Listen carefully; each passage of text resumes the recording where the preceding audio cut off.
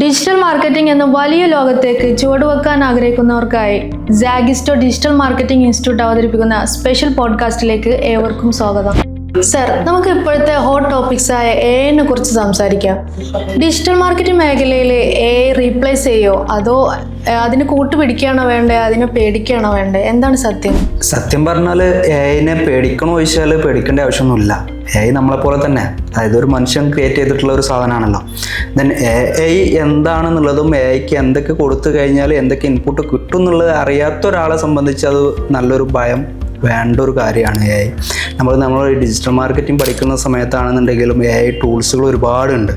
നമുക്ക് കീവേഡ്സുകൾ find ചെയ്യാനാണെന്നുണ്ടെങ്കിൽ, content create ചെയ്യാനാണെന്നുണ്ടെങ്കിൽ, ഇപ്പം BO3 വരെ ഉള്ള സമയമാണ്.